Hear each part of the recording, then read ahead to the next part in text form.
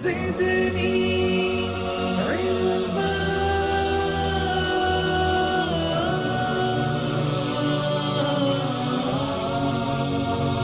رب زدني علما.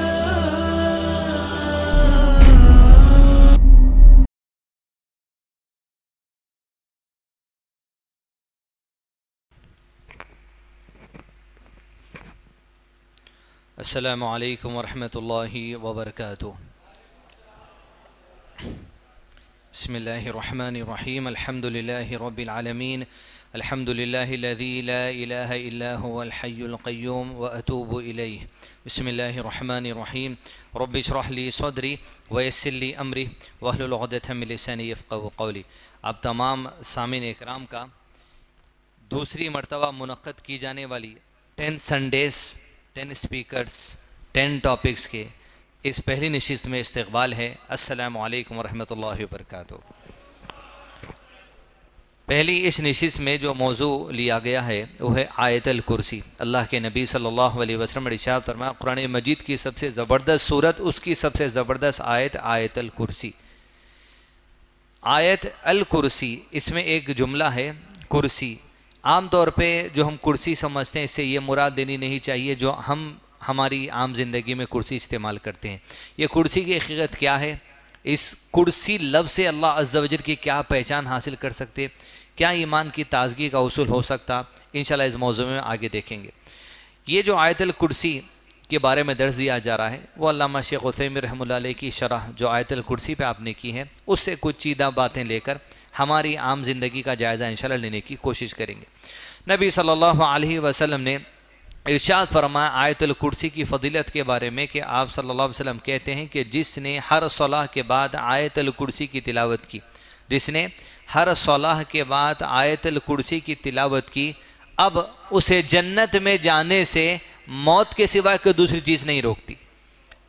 موت کے سوائے کوئی دوسری چیز اسے نہیں روکتی. یعنی آدمی اگر آیت الکرسی پڑھ کے مر گیا پورے یقین کے ساتھ، ایمان کے ساتھ، اللہ کی وحدانیت کی گواہی دیتے ہوئے، اب جنت کا راستہ اس کے لیے صرف موت کا انتظار ہے. یہ کہنا مطلب ہے. دوسرے حدیث میں اللہ کے نبی صلی اللہ علیہ وسلم ارشاد فرمایا ہر صلاح کے بعد بندہ جب آیت الکرسی کی تلاوت کرتا ہے تو اگلی صلاح تک وہ اللہ عز و جل کی امان میں رہتا ہے. اب مطلب عام طور پہ انسان یہ نہ لے کہ میں آیت الکرسی پڑھا تو ہی اللہ تعالیٰ کی امان میں ہوں، نئے پڑھا تو اللہ تعالیٰ کی امان میں نہیں ہوں. بالکل آپ اللہ عز و جل کی امان میں ہر دم پڑھے بھی آنا پڑے بھی، لیکن آیت الکرسی پڑھ کے اللہ عز و جل کی امان لینے کا مطلب یہ ہے کہ یہ وہ الفاظ ہیں، یہ وہ طریقہ ہے جس سے اللہ محبت کرتا ہے. تو اللہ عز و جل سے مانگنے کے کئی طریقے، لیکن اس طریقے سے مانگنا چاہیے جس سے اللہ سبحانہ و تعالیٰ خوش ہوتا ہے. اور سب سے بہتر طریقہ جس سے اللہ تعالیٰ سے مانگا جائے اور اللہ کی خوشی حاصل کی جائے وہ اللہ کے نبی صلی اللہ علیہ وسلم کا طریقہ ہے. تو آیت الکرسی کی تلاوت ہر صلاح کے بعد کرنا جو الحمدللہ اہل الحدیث مساجد میں اس بات کی سنت ہے، تو یہ اللہ کے نبی صلی اللہ علیہ وسلم کا وہ بتایا ہوا افضل طریقہ ہے جس سے ہم اللہ عز و جل کی امان ان الفاظ میں مانگتے ہیں جس کو اللہ پسند کرتا ہے. ویسے تو ہم ہاتھ اٹھا کے کچھ بھی دعا کر لیتے، لیکن ان الفاظ میں مانگنا جس سے اللہ خوش ہوتا ہے یہ بڑی اہمیت کی بات ہے اور یہ سنت ہے. اس پہ عمل کرنا ہی ہمارے لیے دنیا آخرت کی فائدے کی بات ہے. آگے بڑھیں. آیت الکرسی کا جو موضوع ہے آپ دیکھیں گے اس آیت کا جو آغاز ہوتا ہے وہ لفظ اللہ سے ہوتا ہے عز و جل. تو گیا اس ساری آیت کا جو مین سبجیکٹ ہے وہ صرف اللہ سبحانہ و تعالیٰ ہے. آیت کا آغاز کیا گیا بسم اللہ الرحمن الرحیم اللہ، کہ اللہ عز و جل اب اپنا تعارف انسانیت کے سامنے پیش کرتے ہیں، بالخصوص کفار کے سامنے جو اللہ کے سوا کسی اور چیز کی عبادت میں یا کسی اور چیز کی محبت میں یا کسی اور چیز کی غلو میں یا کسی اور چیز میں محبت کے نام پہ شرک میں جو آگے بڑھ گئے، چاہے کفار میں سے ہو، مشرکین میں سے ہو، منافقین میں سے ہو یا اپنے آپ کو مسلمان سمجھنے والوں میں سے ہو. اللہ جو اس آیت کو اپنی شان بیان کرنے کے لیے چنا ہے وہی اللہ اس آیت کا آغاز اپنے نام سے کرتا ہے.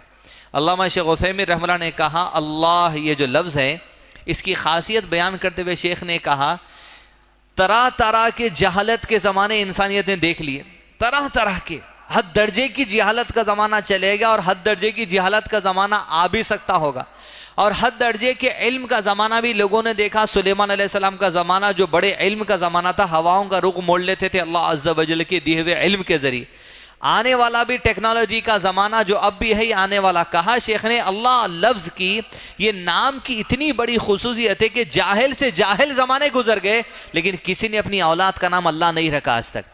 نہ علمی زمانے میں کسی نے اپنی اولاد کا نام اللہ رکھا, اس لیے کسی کے لیے زیبا ہی نہیں ہوتا, نہ کسی کو اس بات کی توفیق ہوتی. لوگوں نے محمد کا دعویٰ کر لیا صلی اللہ علیہ وسلم, لوگوں نے عیسیٰ ہونے کا دعویٰ کر لیا, لوگوں نے مہدی ہونے کا دعویٰ کر لیا, لیکن کسی نے اللہ ہونے کا دعویٰ نہیں کیا.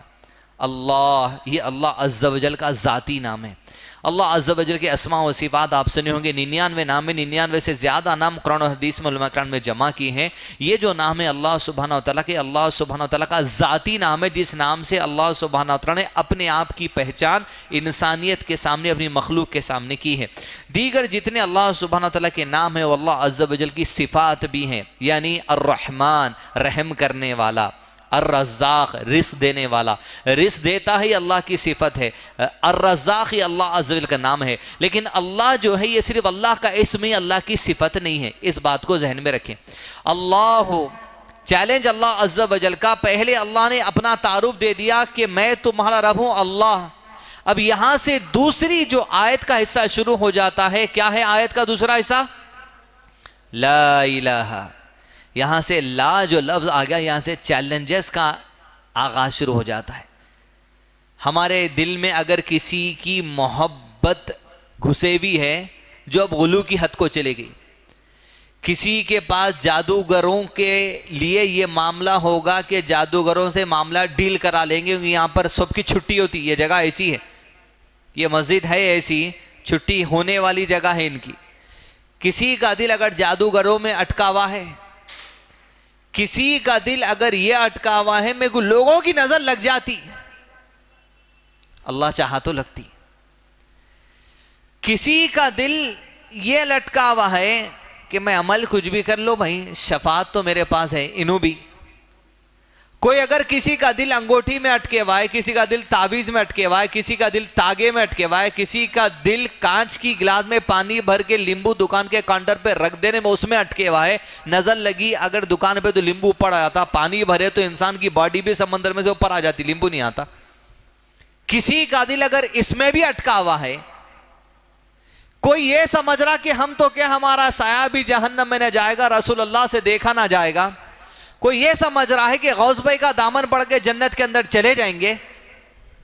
کوئی یہ سمجھ رہا ہے کہ بھائی کوئی نہ کوئی طاقتیں نکل جاتی. کوئی اگر رسوخ والا آدمی ہے, یہ سمجھ رہا ہے میں اتنے بڑے بڑے رسوخیں نکل جاتا ہوں, اللہ عز و جل سے تمام کو ایک صف میں کھڑے کر کے, یا کل جو دن آنے والا ہے جس میں لوگ ایک مورتی کی پوجا کر کے اپنے آپ کو سمجھتے کہ یہ ہمارا پالنہار ہے, یا 13 سپٹمبر کو کہ آنے والا ہے اس کو اپنے پالنہار سمجھ رہے ہیں. اللہ عز و جل سب کو چیلنج دیتا ہے. اللہ عز و جل وہ ذات ہے جو ایسی ذات ہے لا الہ, کوئی اس کے مقابلے میں ہے نہیں, کوئی ہے نہیں, لا الہ. نہ کل جس کی جنم بھومی ہے, برتھ ڈے ہے, نہ 13 کو جو اٹھنے والے ہیں, نہ آپ کے دل میں کسی کی محبت ہے, نہ آپ غلو کس کا کر دیے, نہ آپ کسی کی شفاعت کا ہی سہارا لے لیے عمل چھوڑ کے, نہ آپ کسی کے دامن کوئی جنت میں جانے کی رسی سمجھ لیے. لا الہ, کوئی طاقت والا ہے ہی نہیں. لا جو لفظ ہے, اب لا سے ایسے چیلنجز یہاں سے شروع ہو جاتے ہیں. ابن تیمیہ رحمہ اللہ کا حوالہ دیتے ہوئے علماء کرام کہتے ہیں لا جب آدمی کہتا ہے, توحید کی 2 شرطیں ہیں. توحید والے ہیں, ہے نہیں ہے, انشاءاللہ بولیں تو پھر آپ کو شک ہو رہا. شیخ صالح فوزان سے پوچھا گیا کہ میں مسلمان ہوں تو کوئی انشاءاللہ بول سکتا؟ بولے انشاءاللہ بولنے والا کافر ہے, اس لیے کہ اس کے مسلمان ہونے پر اس کو شک ہے. اب جس کو اپنے مسلمان ہونے پہ شک ہے انہیں کافر ہے. کیا یہ بول سکتے کہ میں مومن ہوں پہ انشاءاللہ بول سکتے؟ کہا شیخ نے اگر مومن پہ ہے تو انشاءاللہ بول سکتا, اپنے عمل کو بڑا چڑھا کے نہیں بتانے کے واسطے. ہو سکتا اللہ چاہے تو مومن ہوں گا, لیکن مسلمان پہ شک نہیں ہو سکتا. تو جب لا آدمی کہتا ہے تو یہاں پر ہم سب سے پہلے توحید کا جو اقرار ہے, توحید میں 2 اصول شیخوں سے میرا منتا ہے. ایک, لا آ گیا تو سب سے پہلے انکار کیا جاتا توحید میں, اور دوسری چیز اقرار کیا جاتا. ابن تیمیہ رحم اللہ کا حوالہ دیتے ہوئے شیخ نے کہا پہلے ہم 3 چیزوں کا انکار کر دیتے پھر 3 چیزوں کو اقرار کرتے. جب کہتے ہیں اللہ کا تعارف ہے, اللہ پر ایمان لا چکے ہیں, انکار کر رہے ہیں اللہ کے لیے 3 چیزوں کا. اول لا, اللہ عز و جل کے لیے ہر جہالت کا ہم نے انکار کر دیا اور کامل علم کا اقرار کر لیا. میرے رب میں کسی قسم کی جہالت نہیں, کسی قسم کا اگنورنس نہیں. لا الہ. اب جس کا علم کامل ہم مان لیے, جس کا علم پختہ ہم مان لیے, اس کا علم ایسا جو اللہ عز و جل کو ہمیشہ سے اور ہمیشہ رہے گا. جس کے علم میں کوئی غرر نہیں, جس کے علم میں کوئی جہالت نہیں, جس کے علم میں کوئی جہل المرکب نہیں, کامل علم اللہ کے لیے مان لے تو اللہ کے لیے ہر جہالت کا انکار ہم کر دیے. اس کے برعکس جو پتھر کا بنے ہوا ہے, جو آگ کا بنے ہوا ہے, جو سورج ہوگا, جو چاند ہوگا, جو تجزی ہوگی, جو تاغا ہوگا, جو تعویذ ہوگی, اس کو یہ تک نہیں پتا کہ اس کے سامنے کون کھڑے ہوا ہے. لیکن اللہ کے لیے ہم نے ہر جہالت کا انکار کر دیا اور اقرار کر لیا ہر قسم کے علم کا جو کامل ہے, پرفیکٹ ہے, جس میں ذرے بھی قسم کی رکھنا نہیں. دوسری جب لا کہہ دیا آدمی تو شیخ نے کہا لا میں دوسرا انکار آدمی کرتا ہے لا. اللہ کے لیے ہم نے موت کا انکار کر دیا اور ہمیشہ کی زندگی کا اقرار کر لیا. توحید کے 2 اصول میں ایک انکار ہے, دوسرا اقرار ہے. اللہ عز و جل کے لیے ہم نے کس کا انکار کر دیا؟ موت کا انکار کر دیا, اور اللہ کے لیے اقرار کر لیا ہمیشہ کی زندگی کا. اس کے برعکس سب کو چیلنج خالی لا میں چیلنج ہے. لا میں کوئی اگر دنیا میں کسی کو اگر خدائی صفات والا, طاقت والا, اولاد دینے والا, بچہ دینے والا اگر سمجھتا ہے تو اس میں پہلی صفات یہ ہونے چاہیے ہمیشہ سے زندہ رہنا. ہمیشہ زندہ رہنا. ہمیشہ سے کوئی ہے, ہمیشہ کوئی رہنے والا ہے. جن کو لوگ آج پوچھ رہے ہیں کل برتھ ڈے منا رہے, کیوں؟ ان کا وجود ختم ہو گیا. بلکہ اگر ان کا وجود ہمیشہ رہتا تو کچھ بھی منایا نہیں جاتا تھا. وجود دی گئی ہر چیز کائنات کے اندر, اس کے بعد وجود ختم ہو گیا ہر چیز کا کائنات کے اندر. اگر کوئی آج وجود میں ہے تو اس کا وجود کل بھی ختم ہونے والا ہے. لیکن اگر کسی کا وجود ہمیشہ سے ہے, ہمیشہ رہنے والا ہے تو اللہ عز و جل ہے. انت الاول فلیس قبلک شیء وانت الآخر فلیس بعدک شیء. وہ ہمیشہ سے ہمیشہ رہنے والا ہے. لا, ہم نے اس کے لیے موت کا انکار کر دیا, اقرار کر لیا ہمیشہ کی زندگی کا. پھر تیسرا شیخ نے کہا اللہ کے لیے ہم نے انکار کر دیا. کون سی چیز کا؟ ہر قسم کی کمزوری کا انکار کر دیا اور اقرار کر لیا تمام طاقتوں کا جو واحد صرف اللہ عز و جل کے پاس ہے. لا, کسی کے پاس نہیں وہ طاقت, صرف اللہ عز و جل کے پاس ہے. کمزوری میرے رب کے لیے انکار کر دی ہم نے توحید کے اقرار کے ساتھ, اور ہر قسم کی طاقت کا اقرار کر لیا ہمارے رب کے لیے. اب کمزوری کا جب انکار کر دیا اللہ کے لیے, یہ 3 چیزوں کا اقرار کر لیے, تو 3 اہم چیزوں کے ابھی بھائی ہم پڑھے. پہلا مصرع کیا تھا؟ ہر شے, ہر ایک شے میں جھلک وہ اپنی ربوبیت کی بتا رہا ہے. اول چیز یہ 3 بنیادی چیزوں کا انقرار اور اقرار کے بعد 3 بنیادی توحید کے جو اصول ہیں, توحید الربوبیت, الالوہیت, الاسماء و صفات. ہم نے اللہ عز و جل کے لیے اقرار کر لیا ہر چیز کی تخلیق کا, اور ہر ایک کو انکار کر دیا کہ تخلیق اللہ کے سوا کسی نے نہیں کی. ہر ایک شے میں رہی ہے ربوبیت کی بتا رہا ہے. چاہے پتا ہو, ہمارا اقرار ہے کہ تخلیق اللہ عز و جل کی, اس کو توحید اور ربوبیت کہا جاتا ہے. ہر چیز کی تخلیق اللہ عز و جل نے کی, اس بات کا اقرار کر لینا, اور کسی اور نے نہیں کی اس کا انکار کر دینا, یہ توحید اور ربوبیت گھٹ ہو گئی پھر آپ کی. اب میں پوچھوں,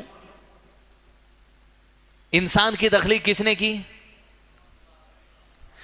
فین کس کی تخلیق ہے؟ یہی ہے ہم میں فرق. جب ہم ہر چیز کے لیے, ہر شے کے لیے اللہ کی تخلیق ہونے کا اقرار کر لیے تو یہ بھی اللہ کی تخلیق ہے, نو ڈاؤٹ. مگر پھر بھی وہ اورینٹ کمپنی لکھے ہوا ہے, اوشا پنکھا لکھے ہوا ہے, سب صحیح ہے. علامہ شیخ عثیمین رحمہ نے کہا کہ انسان کی تخلیق کس نے کی؟ انسان کوئی بھی چیز کرنے کے لیے دو چیزوں کی ضرورت پڑتی، ایک چاہت، دوسری قابلیت، ول اور ایبیلٹی. مثال کے طور پہ مسجد میں اس سے پہلے چاہے تھے، اے سی لگ جانا پیچھے، چاہے نہ چاہے.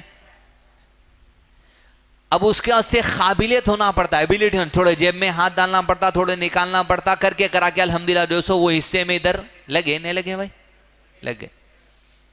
چاہت ہوئی، قابلیت ہوئی. پہلے کوئی بیٹھ کے سوچا، پنکھا تو نہیں تھا، ہاتھ کے پنکھے. چاہت ہوئی، ایک ایسا ہونا بٹن دبا کے چھوڑو تو چلنا. اس کے اندر وہ قابلیت ہوئی نہیں. ایک سے پوچھا، دوسرے سے پوچھا، کیا کرا. انسان کی تخلیق کون کرے؟ اب انسان کے اندر چاہت کی اور قابلیت کی تخلیق کون کرے؟ اب یہ فین کی تخلیق کس کی ہے؟ اگر چاہت اور قابلیت نہیں ہوتی، نہ فین وجود میں تھا، نہ کیمرہ وجود میں تھا، نہ مائک وجود میں تھا. تو جب توحید ربوبیت کا اقرار کر لیے، کائنات کی ہر شے کس کی تخلیق ہے؟ فین، اے سی، چکلا، مائک، اللہ عز و جل کی تخلیق. اس کی چاہت کے اوپر کچھ ہو ہی نہیں سکتا. اب دوسری چیز یہ، ہم چاہ رہے ہیں کہ بھئی فین بننا یا بلب بننا یا ٹیوب لائٹ بننا. اللہ عز و جل انسان کو ایک چیز دیا، چاہت، کر جو چاہتا کر. اب آپ گھر کو جانا چاہ رہے، نکلے، موڈ بنا، چائے پینے جاتا ہوں، آپ کی چاہت ہے، گئے چل کے آپ. مگر جس بات کے لیے میری اور آپ کی چاہت ہو گئی، ہماری چاہت وجود میں نہیں آ سکتی جب تک کہ اللہ کا منشا نہ ہو جائے. تم چاہ لیتے کچھ بھی، چائے پی کے آ رہا ہوں بھائی، گھر جا کے آ رہا ہوں بھائی، شام میں لوگوں سے ملے، کل صبح 8 بجے ملنا ہے، مگر لوگ ان سے ملنے گھر پہ آ گئے ان کے آخری نظارے کے لیے. تمہاری چاہت ہے سب کچھ، مگر اس کی چاہت ہونا پڑتا. تمہاری چاہت اللہ تعالیٰ دیا، مگر تمہاری چاہت کے زور پہ اللہ کا حکم ضروری ہے، اس کے بغیر کچھ نہیں ہو سکتا. اس لیے ساری تخلیق کس کے لیے قرار کر چکے ہیں ہم؟ دنیا ہولے بولنے دو، دیوانے بولنے دو، ایسی ہیں. اور ہر تخلیق کے لیے انکار کر دیے کائنات کی ہر دوسری چیز کا. اب دنیا کے پاس لوگوں میں بچہ دینے والے ایک ہیں، کاروبار میں برکت دینے والے ایک ہیں، ہر قسم کے بھلاوے ہیں. شٹر بند کرتے خود ایک لکھنے کا، وہ بھلاوے کو جلا کے اس کا بھنڈارا اتارنے کا. کاروبار دینے والے الگ، کاروبار میں برکت دینے والے الگ، اسٹاک دینے والے الگ، گراہک کو بھجانے والے الگ، چائے پلانے والے الگ، لائن لگانے والے الگ. ہر چیز کے لیے لوگوں نے ایک ایک چیز کو بنا لیا. لا الہ، انکار ہے ہر چیز کا اللہ عز و جل کے سامنے. تخلیق میں، طاقت میں، علم میں، ہر چیز اللہ عز و جل کے لیے مان لیا، تب جا کے توحید مضبوط ہوتی. اللہ، اس رب کا اقرار کر رہے ہیں ہم. لا الہ، اس رب کے لیے ہر قسم کی کمزوری کا انکار کر رہے ہیں ہم. اس رب کے لیے ہر قسم کی طاقت کا اقرار کر رہے ہیں ہم. لا الہ، ربوبیت اقرار ہوا. دوسرا اقرار جو کریں گے اللہ عز و جل کے، وہ الوہیت ہے. اب کل ایک جنوں کی ہو جانے والی ہے پوجا، انہوں ایک الگ کام کے ہیں. 13 کو ایک جنوں کی پوجا ہو رہی، انہوں الگ کام کے ہیں. وہ جادوگر کی ایک پوجا ہوتی، پیسے دے کے، لفافے دے کے، انہیں الگ کام کا ہے. اس سے بڑے ہائی لیول کا ہے، شکل پہ سمجھا سکتے ہیں انہیں کیا کام کرتا. اس سے بڑے ہائی لیول کا انہیں کام کرتا. ہوٹلوں کے ایک رہتے، ہاں، گھروں کے جھگڑوں کے ایک رہتے. ہر ایک کی ایک جو سو دکان منڈی ہے. اب جس کو جو کام نکالنا ہے انہیں اس کی پوجا کرتا. انڈا گاڑے کسی کے واسطے تو وہ ایک کام، مرغی گاڑے تو ایک کام، بندر گاڑے تو ایک کام، سور گاڑے تو ایک کام، اس کو مارے تو ایک کام، یہ کرے تو وہ کام. ہر کوئی اپنی اپنی دکان چلاتے رہ رہا ہے. تو اب جو جو کام نکالنا چاہتا اس کی ویسی پوجا کرتے جاتا. ہم نے انکار کر دیا ہر ایک کی عبادت کا اور اقرار کر لیا اللہ وحدہ لا شریک کے لیے ہر قسم کی عبادت، روزہ، نماز، اذکار، ذکر و اذکار، ہر چیز اللہ تیرے لیے مان لیے بس. لا الہ، لا مطلب عبادت کا انکار ہر ایک کے لیے، لا مطلب عبادت کا اقرار صرف اللہ کے لیے. اس لیے توحید کے 2 اصول میں پہلے انکاری ہے، ہٹ، صرف اقرار ہے خالص اس رب کے لیے. عبادت تیری، تخلیق تیری، عبادت تیری. الاسماء و صفات، تیسرا اقرار، اللہ جو تیری صفات ہے جو تو نے بیان کی قرآن میں اور اللہ کے نبی صلی اللہ علیہ وسلم کے ذریعے، تیرے جو نام ہے جو تو نے بیان کیے اور اللہ کے نبی صلی اللہ علیہ وسلم کے ذریعے، وہ نام و صفات صرف تیرے ہیں، تیرے سوا کسی اور کے نہیں، ہم نے انکار کر دیا اور وہ صفات صرف تیرے لیے اقرار کر لیا۔ یہ لا میں پورے معنی آ گئے۔ اللہ وہ اللہ ہے، لا الہ جس کے آگے ہم نے انکار کر دیا دوسروں کے لیے تخلیق کا، دوسروں کی عبادت کا، اس کی صفات دوسروں میں ہونے کی، اقرار کر لیا صرف وہی تخلیق کرنے والا ہے، اقرار کر لیا صرف وہی عبادت کے لائق ہے، اقرار کر لیا کہ ساری اس کی صفات صرف اسی کے لیے۔ کیوں؟ اب اللہ عز و جل اور مزید چیلنجز کے پتے کھولتے، لا الہ جب اللہ تعالیٰ بولے کیوں پھر؟ اس کے بعد اللہ عز و جل جب کہا تو وجہ کیا ہے؟ لا نہیں ہونے کی کوئی اس کے سامنے اللہ عز و جل کے، لا الہ الا هو الحی القیوم، اس لیے کہ جس رب نے اپنے نام کے ساتھ اس آیت کا آغاز کیا ہے اللہ، وہ کہتا ہے الحی القیوم، اس کی پہلی صفات ہے دنیا جس کے سامنے کوئی چیلنج کو تسلیم کرنے والا زمین پر وجود پا نہیں سکتا، الحی القیوم ہے، اس لیے اللہ کہتا ہے کوئی معبود نہیں میرے سوا، اس لیے کہ الحی اس ذات کو کہا جاتا ہے جو ہمیشہ سے زندہ ہے اور ہمیشہ زندہ رہنے والا ہے۔ باقی جتنے معبودان باطل ہے وہ کبھی زندہ نہیں تھے، انہیں زندگی دی گئی، وہ مر گئے، پھر کبھی نہیں اٹھائے جائیں گے الا یہ کہ قیامت کے دن۔ اس لیے اللہ چیلنج دیتا ہے الحی اگر کوئی ہے وہی خدا ہے، جو الحی نہیں وہ خدا نہیں۔ لا الہ الا هو الحی، الحی یعنی وہ ذات جو ہمیشہ سے زندہ ہے۔ کب سے بھائی؟ وہ نہیں جانا کیلکولیشن میں، جو ہمیشہ زندہ رہے گا کب تک بھائی؟ وہ کیلکولیشن میں نہیں جانا۔ الحی یعنی وہ ذات جس کے وجود کے آغاز کے بارے میں تم سوچ بھی نہیں سکتے، وہ الحی ہے۔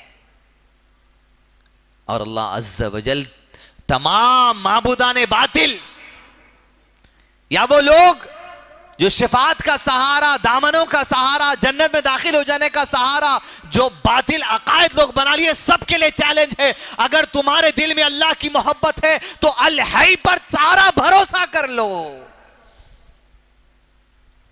وہی ہے تو ہے اللہ، لا الہ کوئی نہیں ہے بیچ میں، یاد رکھو، اللہ مگر وہی اللہ ہے۔ کیوں ہے؟ کیونکہ وہ الحی ہے، القیوم ہے۔ القیوم یعنی وہ ذات جو خود سے قائم ہے، اللہ عز و جل کسی سہارے سے قائم نہیں ہے، جو خود سے قائم ہے اور جس نے کائنات کو خود سے قائم کیا اور کائنات کو خود سے پال رہا ہے، کائنات کے سارے وجود کو چلا رہا ہے، کائنات کو تہس نہس کرے گا، آخرت کو وجود دے گا، ہمیشہ چلائے گا، سارے نظاموں کو چلانے والا تنہا جو ہوتا ہے بغیر کسی سہارے کے، اس ذات کو القیوم کہا جاتا ہے جو خود سے قائم ہے اور قائم کیا ہوا ہے۔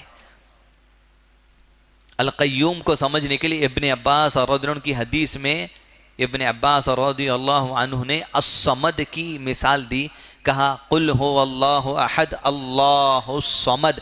الصمد اس ذات کو کہا جاتا ہے، القیوم سمجھنے میں آسانی ہوگی، الصمد اس ذات کو کہا جاتا ہے جس کی ساری مخلوق محتاج ہے مگر وہ کسی کا محتاج نہیں۔ سورہ فاتحہ پڑھیں، کیا ہے پہلی آیت؟ الحمدللہ رب العالمین۔ ایک طرف رب ہے اللہ، الحمدللہ رب، اللہ کے لیے تعریف ہے جو رب ہے، کس کا؟ عالمین کا۔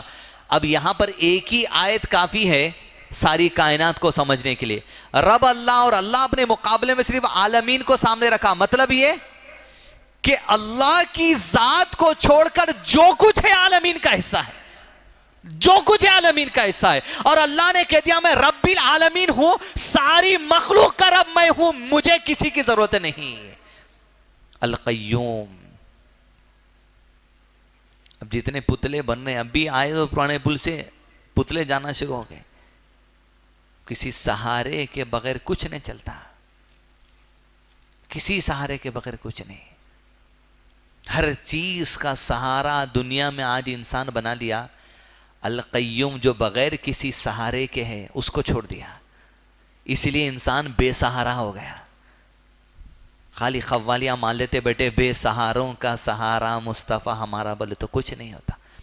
القیوم ہے، القیوم جو ساری کائنات کو چلا رہا ہے. اللہ لا الہ الا هو الحی القیوم. دوسرا چیلنج. تیسرا چیلنج، لا تأخذه سنة ولا نوم.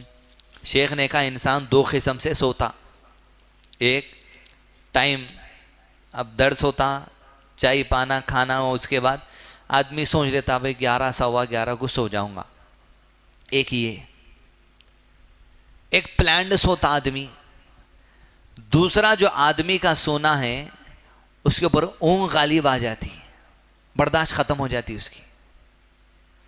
لا تأخذه سنة ولا نوم.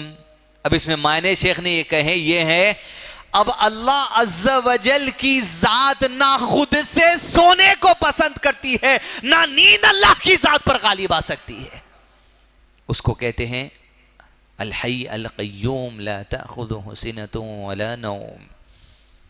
نیند جس ذات پہ غالب نہیں آ سکتی. اپن کتنے کمزور اندازہ لگے، میں بیان ایسی دیتے بیٹھا تو آدھے پون 1 1.5 سوا گھنٹے میں صبح جھوکے میں آتے. ہم اللہ کی معمولی قدرت کا سامنا نہیں کر سکتے. جھوکے کا سو جانا پڑتا. امبانی رہو ٹمبانی رہو کون بھی رہو، آدمی کروڑوں اربوں خربوں بنا لیا، سونا پڑتا ہے جس کو. 1 دن نہیں سوکتا، 2 دن نہیں سوکتا، 3 دن نہیں سوکتا، الٹیاں شروع ہو تو خود سو جاتا. اللہ عز و جل کی ذات کے سامنے کس کو کھڑا کر رہے ہیں؟ انسانوں کو، جادوگروں کو، جنات کو، کس کو جس میں کوئی طاقت نہیں ہے؟ خبروں کو، پتھروں کو، مورتیوں کو جو سوئے ہوئے ہیں. اور اللہ کہہ رہا لا تأخذه سنة ولا نوم. چیلنج ہے، جو کبھی نہیں سوتا نہ کبھی سویا اور نہ وہ کسی پہ غالب آ سکتے کسی لمحہ، وہ رب ہمارا ہے اللہ جس کے نام، ذاتی نام سے اس آیت کا آغاز کیا گیا ہے. لا تأخذه سنة ولا نوم. حدیث میں نبی صلی اللہ علیہ وسلم نے کہا یقیناً اللہ نہیں سوتا اور نہ یہ اس کی صفات ہے. اس حدیث میں شیخ محترم نے کہا لا ينبغی کا لفظ آیا ہے، اور شیخ کہتے ہیں قرآن اور حدیث میں جہاں بھی لا ينبغی آ جاتا اس کا مطلب ہے امپاسبل، کوئی کچھ کر لیے تو بھی ہونے والا نہیں ہے. لا ينبغی کے ایسے معنی ہیں جس چیز کا وجود ہو ہی نہیں سکتا، اللہ تعالیٰ رکھا ہی نہیں وہ صفات، اس کے لیے لا ينبغی استعمال کیا جاتا ہے. یہاں پر اللہ سونے کے لیے لا ينبغی استعمال کیا گیا حدیث میں کہ اللہ نہ خود سے سوتا ہے نہ اونگ اللہ پر غالب آتی ہے. اس لیے کہ ہم نے لا میں کیا کہا؟ اللہ کے لیے ہر کمزوری کا انکار کر دیا. اونگ بھی ایک کمزوری، ہم انکار کر دیا اللہ کے لیے. لا تأخذه سنة ولا نوم له ما في السماوات وما في الأرض. لہو جو ہے، ما کیا یا جو لہو ما فی السماوات وما فی الارض، زمین اور آسمان میں جو کچھ ہے وہ کس کا ہے؟ اللہ عز و جل کا ہے. جو بھی ہے، اب جو بھی ہے میں کچھ قسم کی باتیں آتی. اول یہ ایک تو یہ ہوتا کہ بعض باتوں کا ہم کو علم ہے، اتنا بھی علم ہو گیا تو بہت بڑے اپنے آپ کو علم والے سمجھ لیتے ہیں. اگر دنیا میں ہر انسان کو یا کسی ایک یا دو انسان کو بھی سب چیز کا علم اگر ہو جاتا تو دنیا کے اندر ریسرچ سینٹر قائم کرنے کی ضرورت ہی نہیں پڑتی تھی. آج سے کئی سال پہلے ٹی بی بول کے آپ سنتے تھے ہوں گے. ٹی بی کی دوا نہیں تھی. اگر انسان کو کامل علم ہو جاتا تو ٹی بی کی دوا پہلے بنا لیتا تھا. لہو ما فی السماوات وما فی الارض، جو کچھ زمین میں ہے، آسمان میں ہے، زمین اور آسمان کے درمیان ہے، جس کا تمہیں علم دیا گیا، جس کا تمہیں علم نہیں دیا گیا، سب کچھ اللہ عز و جل کا ہے. اور وہ جب چاہتا ہے اپنے علم میں سے جس کو چاہتا ہے عطا کرتے چلا جاتا ہے. آگے کی آیت میں سمجھیں گے اس بات کو. لہو ما فی السماوات وما فی الارض. جس کے ذریعے تم دامن پکڑ کے جنت میں جانا چاہ رہے ہیں وہ بھی اللہ کا ہی ہے. جس کی صفات کا سہارا لے کے تم جنت میں جانا چاہ رہے ہیں وہ بھی اللہ کا ہی ہے. جس جادوگر کے پاس جا کے تم 6-8 لیمبوਆਂ دے رہے ہیں وہ لیمبو بھی اللہ کا ہے, وہ جادوگر بھی اللہ کا ہے, اس کے پاس جو علم ہے وہ بھی اللہ کا ہے. اب اللہ عز و جل نے کیا کرنا کیا نہیں کرنا وہ بھی کہہ دیا. سور زمین پر ہے تو وہ بھی اللہ کا ہے, یہ کھانا منع کر دیا گیا یہ بھی اللہ کا حکم ہے. جادوگر کے بعد جو علم ہے وہ بھی اللہ کا ہے, وہ نہیں کرنا حرام کردہ ہے یہ بھی اللہ عز و جل نے کہہ دیا. لہو ما فی السماوات و ما فی الارض, کوئی چیز چھٹے بھی نہیں ہے. اور تم اپنے آپ کو توپ مت سمجھ لو, اگر آج ایک 10 ایکڑ 20 ایکڑ 100 ایکڑ 200 ایکڑ 500 ایکڑ کے مالک بنا دیے گا. لہو ما فی السماوات و ما فی الارض, آج اس زمین جس گھر کے تم مالک ہو کل کوئی اور تھا, اس سے پہلے کوئی اور تھا, اس سے پہلے کوئی اور تھا, تمہارے بعد کوئی اور ہونے والا ہے, اس کے بعد کوئی اور ہونے والا ہے. حقیقی مالک کون ہے؟ لہو ما فی السماوات و ما فی الارض, صرف اللہ عز و جل ہے. کیونکہ اسی کے حکم سے ساری چیزیں وجود میں آئیں, اسی کے حکم سے ساری کائنات تہس نہس ہونے والی ہے. اس کا ہے بول کے حکم اس کا چل رہا, آپ کا رہتا تو آپ کا حکم چلنا تھا. ماسٹر پلان آیا تو آپ نہیں رکا لے سکتے ہیں, مارکنگ ہو گئی اگر ایک بار تو نہیں رکا سکتے. اور اللہ سے جھگڑا کرنے آئے, اللہ کے مقابلے میں کھڑ رہے ہیں. لہو ما فی السماوات و ما فی الارض, کوئی مارکنگ کی ضرورت نہیں. اللہ عز و جل کو کن کہہ دیا, زلزلے سے بستیاں بیٹھ جاتی. بس ایسا ہوتا کہ گویا کوئی بسا ہی نہ تھا بستیوں میں, چٹیل کر کے چھوڑ دیتا اللہ عز و جل.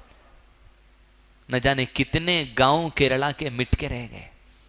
اللہ وہاں کے تمام مسلمانوں کے ساتھ آسانی کر میرے اللہ, تمام کو بخش دے, امین. لہو ما فی السماوات و ما فی الارض, وہ سمندر اسی کا جس کی لہریں چلی, وہ سمندروں پہ حکم اسی کا جس کے حکم سے لہریں چلی. نہ چھوٹے کا گھر دیکھی, نہ بڑے کا گھر دیکھی, نہ کروڑپتی کا دیکھی, نہ بستی والے کا دیکھی, بس جہاں حکم ہوتے گیا پانی داخل ہوتا چلا گیا. لہو ما فی السماوات و ما فی الارض, اسی کا ہے سب کچھ, اور وہ سب کچھ پہ حکم بھی اسی کا ہے. وہ اپنے حکم سے جس کو جہاں چاہے داخل کر دے. لہو ما فی السماوات و ما فی الارض, من ذا الذی یشفع عنده الا باذنہ یعلم ما بین ایدیہم وما خلفہم. من ذا الذی یشفع عنده الا باذنہ, شفاعت والے, دامن پکڑ کے جانے والے, جادوگروں کو طاقتور سمجھنے والے, دنیا کے رسوخات والوں کو رسوخ والے سمجھنے والے. چیلنج ہے. من ذا الذی یشفع عنده, یشفع کے معنی شیخ نے کہیں ایون, وطر, جیسا وطر کی نماز ہم پڑھتے, وطر یعنی آڈ, 1 3 5 7 9, شفاع یعنی 2 4 6 8 10.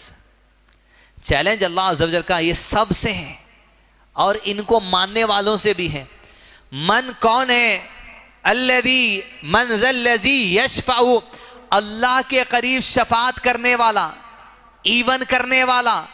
من ذا الذی یشفع عنده, قیامت کے دن جہاں پسینے میں ڈوبے ہوں گے لوگ, آڈ حالت میں ہوں گے. چیلنج ہے, دنیا میں تم جس کو اپنا ولی, اپنا مددگار, اپنا خدا, اپنا جادوگر, اپنا پریشانی دور کرنے والا سمجھ رہے ہو, من ذا الذی یشفع, بتاؤ اگر اللہ کے حکم کے بغیر تمہاری آڈ حالت کو ایون کر کے بتائے اللہ کے حکم کے بغیر نہیں ہو سکتا, نہیں ہو سکتا. حدیث بھی یشفع, تبدیل کر کے بتاؤ.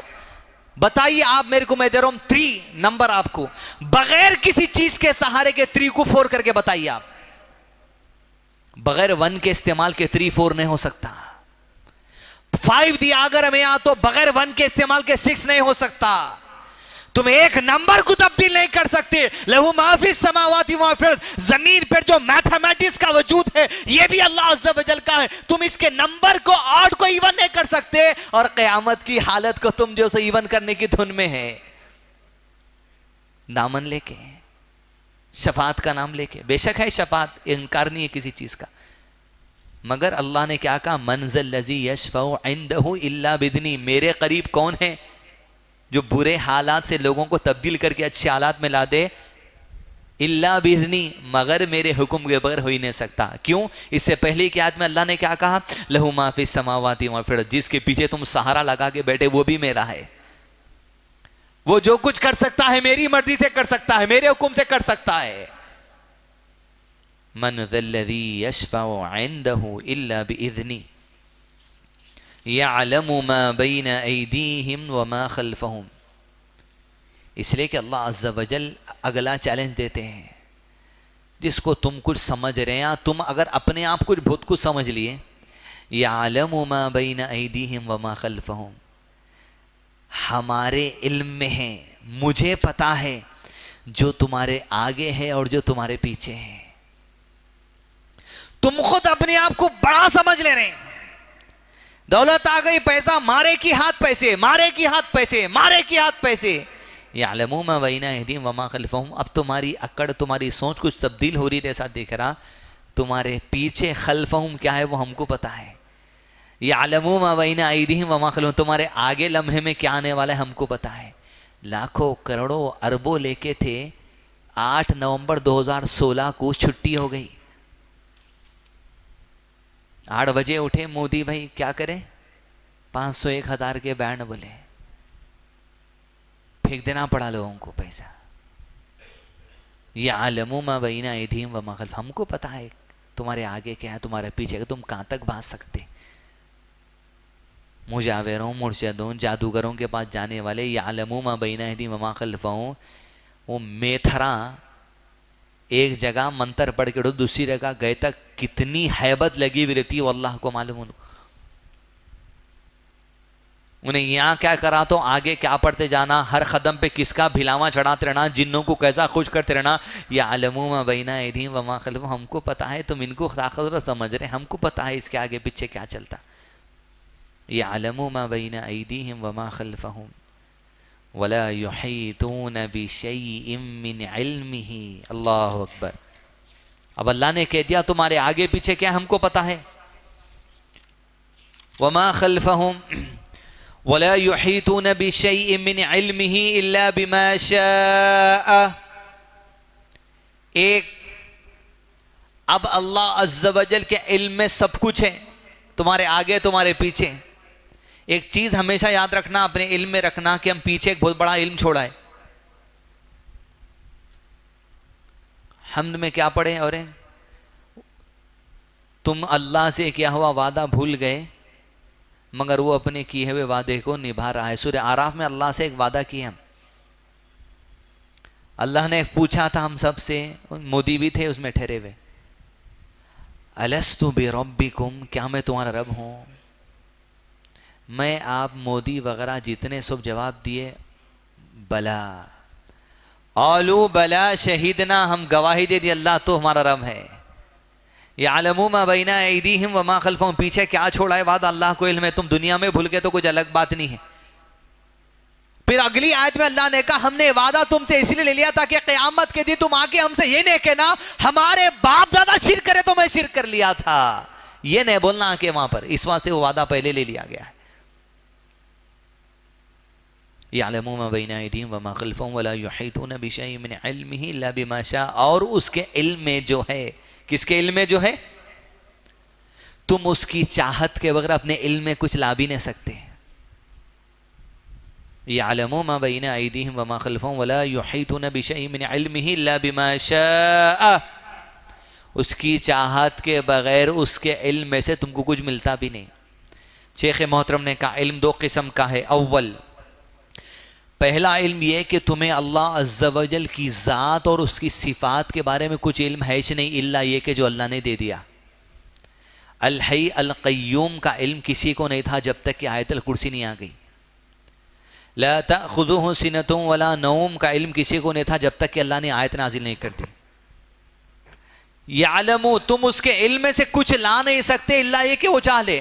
تو پہلا علم یہ ہے کہ اللہ کے بارے میں کچھ علم انسان کو ہی نہیں سکتا الا یہ کہ جو اللہ چاہے. حتیٰ کہ ایک مثال اللہ نے ایسی چھوڑ دی، ایک دعا اللہ کے نبی صلی اللہ علیہ وسلم کی ایسی ہے کہ جس میں واضح دلیل ہے کہ اللہ کے نبی صلی اللہ علیہ وسلم کو بھی اللہ کی ذات کے بارے میں کوئی علم اللہ نے ابھی نہیں دیا. مشہور دعا اللہم انی عبدک ابن عبدک اس میں ایک جملہ ہے، اللہ کے نبی صلی اللہ علیہ وسلم مانگتے تھے اب استعثرت به فی علم الغیب عندک، اے اللہ میں تیرے ان ناموں کے واسطے سے مانگتا ہوں جن ناموں کو تو نے اپنے پاس غیب کے علم میں رکھ لیا ہے۔ وہ ناموں کا علم اللہ کے نبی کو دنیا میں نہیں دیا گیا صلی اللہ علیہ وسلم۔ وَلَا يُحِيطُونَ بِشَيْءٍ مِّنْ عِلْمِهِ إِلَّا بِمَا شَاءَ، وہ لوگ جو اللہ کے نبی صلی اللہ علیہ وسلم کو علم غیب رکھنے کا عقیدہ رکھتے ہیں کہ اللہ کے نبی صلی اللہ علیہ وسلم کے علم غیب ہوتا تو اللہ کے وہ صفاتی نام نئے بیان کر دیتے تھے۔ کیا کہا؟ غیبی عندک، آپ کے قریب جو غیب میں آپ کے نام ہے نا ان کے وسیلے سے مانگ رہا ہوں۔ اتنا علم دی اللہ تعالیٰ، کچھ ہے غیب میں وہ کیا ہے نہیں معلوم، وہ کب دیا جائیں گا؟ شفاعت کبریٰ کے موقع پر ساری انسانیت کے لیے اللہ کے نبی صلی اللہ علیہ وسلم شفاعت کریں گے، حساب و کتاب کے لیے سجدے میں جائیں گے۔ وہ سجدے میں اللہ تعالیٰ اپنے وہ صفات اللہ کے نبی صلی اللہ علیہ وسلم کو سکھائیں گے جو دنیا میں نہیں سکھائے، ان کے وسیلے سے اللہ کے نبی صلی اللہ علیہ وسلم مانگیں گے تیری صفات یہ ہے، قبول کر لے میری دعا۔ کہا جائے گا مانگو کیا مانگنا ہے، کہا اللہ انسانیت کا حساب شروع کر دے، تب حساب شروع ہونے والا ہے۔ وَلَا يُحِيطُونَ بِشَيْءٍ مِّنْ عِلْمِهِ إِلَّا بِمَا شَاءَ۔ دوسرا، ایک تو اللہ عز و جل کی ذات کا علم ہم کو نہیں ہو سکتا، اس کی صفات کا علم ہے کہ جو وہ ہم کو دے دے۔ دوسرے قسم کا علم شیخ نے کہا یہ ہمیں یہ علم نہیں کہ اللہ کے علم میں کیا ہے، ہمیں یہ علم نہیں ہو سکتا کبھی بھی کہ اللہ کے علم میں کیا ہے۔ یعنی آپ کی شادی ہوئی تو آپ کو کتنی اولاد ہے آپ کو علم نہیں ہے، یہ اللہ کے علم میں جو باتیں وہ آپ کے علم میں نہیں آ سکتی۔ کہیں بھی چکر مارو، کہیں بھی ڈچے مارو، کتنے خوفلا من لو، بھیلا میں من لو، کہیں نہیں مل سکتا۔ اللہ کے علم میں جو بات ہے وہ اللہ کے علم میں وَلَا يُحِيطُونَ، تم لا ہی نہیں سکتے اس بات کو اپنے علم میں جب تک کہ ڈاکٹر نے بول دیتا آپ کو کہ آپ کو لڑکا پیدا ہوا۔ جس دن انہیں علم دیں گا، جس لمحہ وہ علم دے گا اللہ عز و جل، تبھی آپ کو معلوم ہو سکتا، اس سے بلے کچھ نہیں۔ اس کے علم میں کیا ہے آپ کو کچھ علم نہیں۔ دنیا کے پاس اگر علم ہے، اگر دنیا کے دعوے دار ہیں، غیب کا علم کے دعوے دار، ٹیکنالوجی کے علم کے دعوے دار، چیلنج ہے ان سے کہ ایڈز کی دوا آج بتا کے بتاؤ اگر تمہارے پاس علم ہے تو، نہیں ہے۔ کینسر کی کامل دوا بنا کے بتاؤ اگر تمہارے پاس علم ہے تو۔ آج سے کئی سال پہلے لوگ ٹی بی کی دوا نہیں بنا سکتے تھے، ٹیوبر کلاسز کی۔ وَلَا يُحِيطُونَ بِشَيْءٍ مِّنْ عِلْمِهِ، اللہ کے علم میں جو تھا جب اللہ نے دیا تب جا کے تم ٹی بی کا جو سو بنا سکے دوا۔ عرقان کی دوا لوگوں کے پاس نہیں تھی۔ وَلَا يُحِيطُونَ بِشَيْءٍ مِّنْ عِلْمِهِ، جب اللہ نے چاہا عرقان کی دوا کا علم تمہارے حوالے کر دیا۔ اب اللہ نے یہ علم دیا، کینسر اگر انیشل اسٹیج میں ڈیٹیکٹ ہو گیا تو اس کے لیے مرحلے نکل گئے۔ تھوڑے سال پہلے یہ بھی نہیں تھا۔ وَلَا يُحِيطُونَ بِشَيْءٍ مِّنْ عِلْمِهِ إِلَّا بِمَا شَاءَ، کچھ لا ہی نہیں سکتے اپنے علم میں الا یہ کہ وہ جو چاہ لے۔ وہ جب چاہتا، جس کو چاہتا، جیسے چاہتا اپنا علم عطا کر دیتا۔ اور ہم دوسروں کا علم دیکھ کے پریشان نہیں ہونا، دوسروں کا علم دیکھ کے بھی اللہ کی حمد بیان کرنا ہے، تیرا علم ہے۔ پلین میں بیٹھ رہے ہیں، اماں کیا بڑا ہے بھائی۔ ایئر ہوسٹس کا کام کیا ہے معلوم؟ پانی پلانا، چائے پلانا، ویٹر کی جیسی ڈیوٹی ہے اس کی۔ ایئر ہوسٹس کی ڈیوٹی کیا ہے؟ ویٹر ہے انہیں ہوا کی، اس کو دیکھتے پریشان۔ پھر پائلٹ کو دیکھے تو کتنا پریشان، پلین اڑا رہا بھائی، اس کو دے دیا بھائی اللہ تعالیٰ علم، اللہ کی ہم بیان کرو بس، اللہ تعالیٰ چاہا اس کو دے دیا، اللہ جس کو چاہتا عطا کر دیتا۔ وَلَا يُحِيطُونَ بِشَيْءٍ مِّنْ عِلْمِهِ، تم لا نہیں سکتے اس کے علم میں سے بات، اللہ وہ پائلٹ کو دے دیا۔ پلین بنانے والے آپ پریشان کیوں ہو رہے ہیں؟ ہیبت، ہم غریب، ہمارے پاس علم نہیں، ہم پلین نہیں بنا سکے، تو اللہ جس سے بنانا تھا بنا دیا۔ اللہ کے نبی صلی اللہ علیہ وسلم کے زمانے میں جس علم پہ اہم توجہ دی گئی وہ یہ تھا، دین کا علم۔ باقی دوسرے علم سے اللہ کے نبی صلی اللہ علیہ وسلم روکے نہیں، لیکن نبوت کا جو کام تھا وہ نبوت کا کام اللہ کے نبی صلی اللہ علیہ وسلم انجام کر کے گئے۔ باقی سارا علم اللہ عز و جل کا جس کو چاہتا عطا کرتے رہتا۔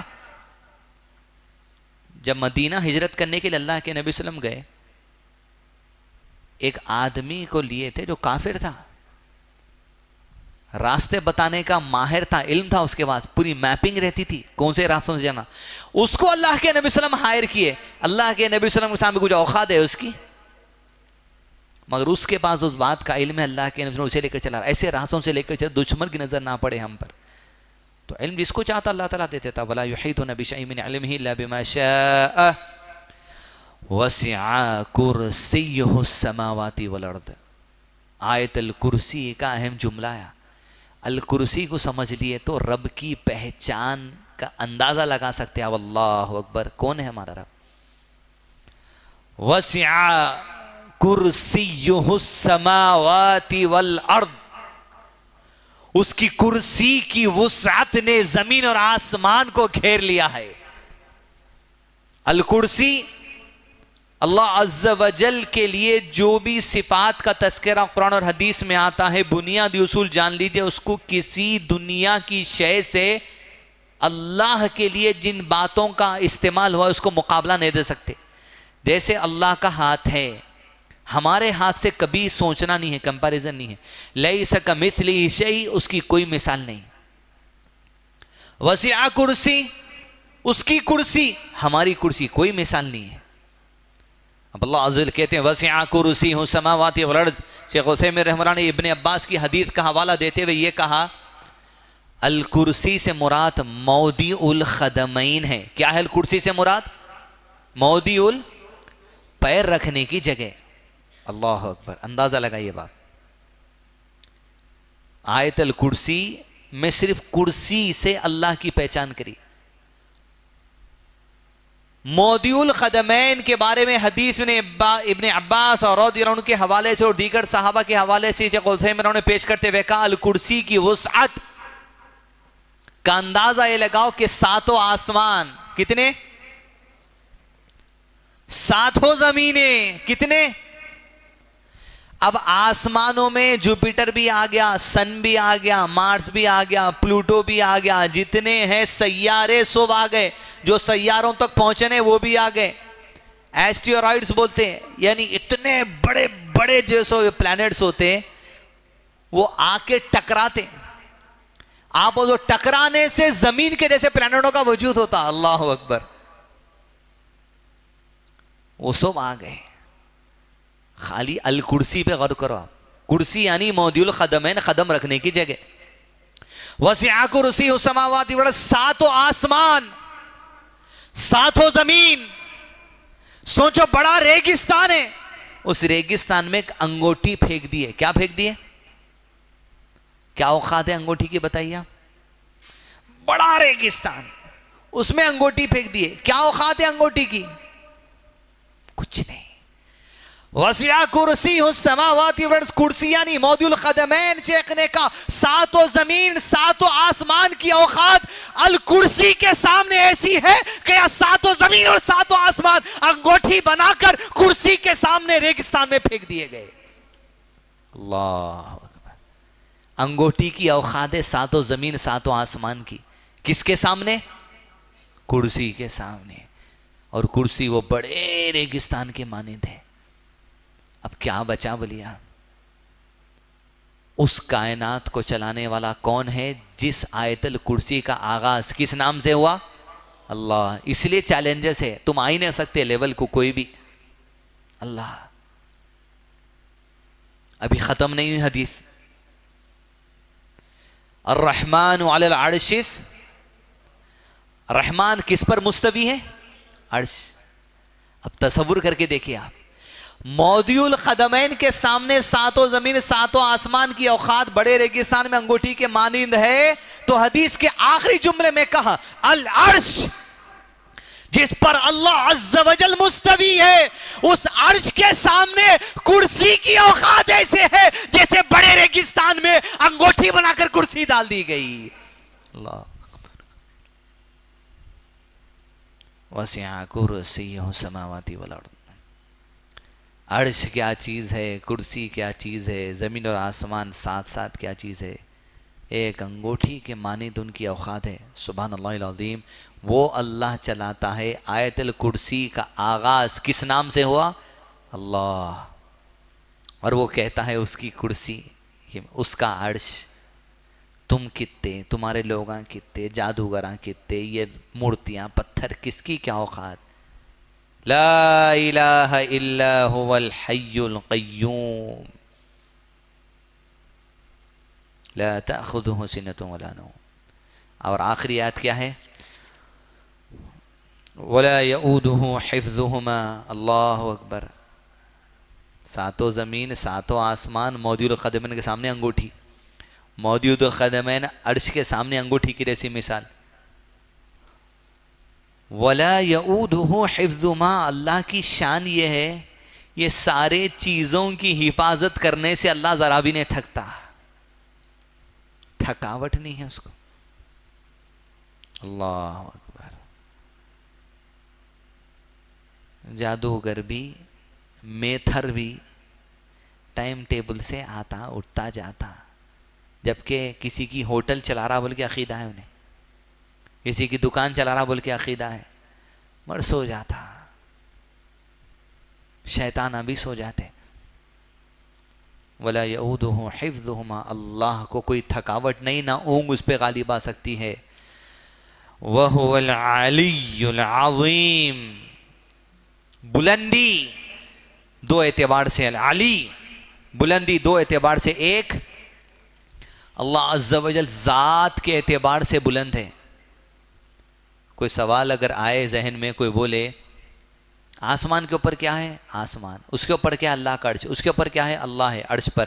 اللہ کے اوپر کیا ہے؟ بس اس سوال کو نہیں جانا، عقیدہ رکھنا. وَهُوَ الْعَلِيُّ. ذات کے اعتبار سے بلند لا مطلب یہ کہ اللہ کے نیچے ساری مخلوق ہے، بس یہ عقیدہ رکھنا. اہل سنہ والجماعت کا عقیدہ. عظیم. عظیم الذات کو کہا جاتا ہے جو کامل ہوتی ہے، پرفیکٹ ہوتی ہے. جیسا علم پرفیکٹ، اس کو العظیم کہا جاتا. جس کی صفات پرفیکٹ، اس کو عظیم کہا جاتا. جو ذات میں کامل، اسے عظیم کہا جاتا. کوئی کمزوری جس میں نہیں، اسے عظیم کہا جاتا ہے. اور وہ کون ہے؟ آیت الکرسی سے کس لفظ، کس نام سے آغاز ہوا؟ اللہ. ربنا افرغ علينا صبرا وتوفنا مسلمين وصلى الله على نبينا محمد وعلى آله وصحبه وسلم تسليما كثيرا.